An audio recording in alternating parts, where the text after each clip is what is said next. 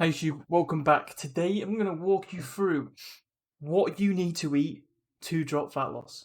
Okay, so when it comes to fat loss, what foods you want to be thinking about including, because a lot of people get very stressed or confused or anxious almost about what they can be eating when they're trying to drop body fat. So this means when it comes to making up meals or when it comes to shopping, people are lost on what to get.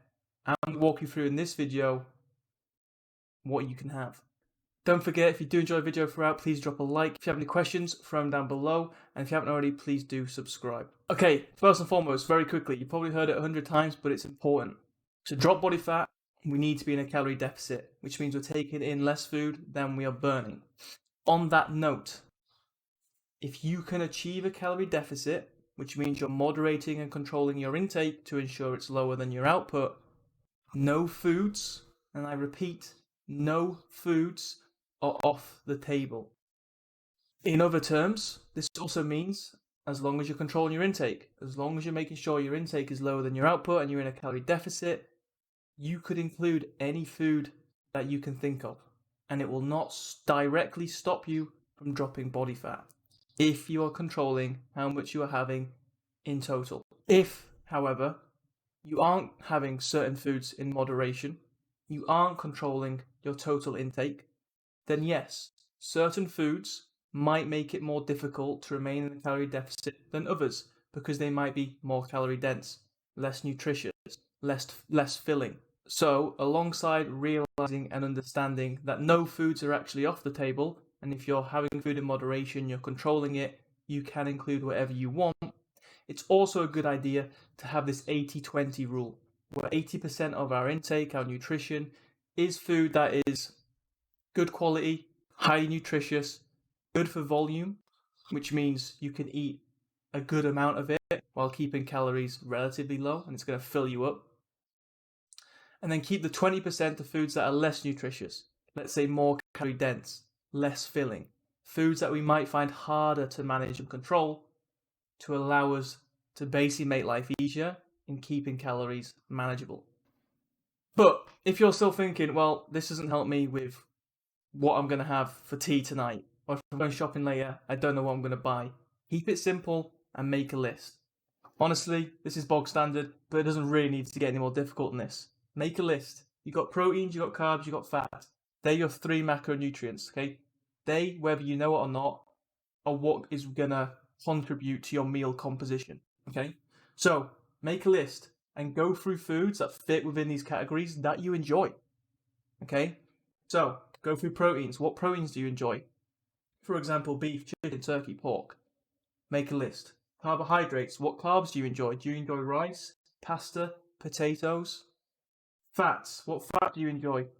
Do you enjoy nuts, avocados, dark chocolate, cheese, whatnot? Okay? Now, the reason why making a list and including the things you enjoy is so important is because if you don't enjoy what you're eating, if you don't enjoy your nutrition, you ain't going to stick to it. Okay, so it's pointless me sitting here and go, you should eat fish. You could include fish in the protein list. You should eat fish every day.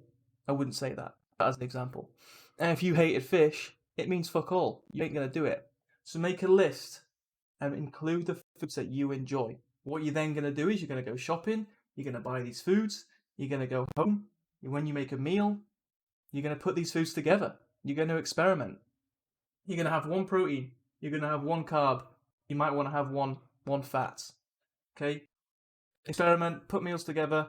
You could even get recipes, a meal book, whatever to give you ideas, to give you examples. Make this list and just include foods that you enjoy. The one thing that I would just be a little bit wary of is per gram of each of these foods, there's 4 for protein, 4 for carbs, and 9 for fats, okay? So there's 9 calories per gram for fats, 4 calories for carbs, and 4 for protein, which means when you do include these in meals, okay, be careful of the portion sizes for fats in comparison to carbs and proteins, okay?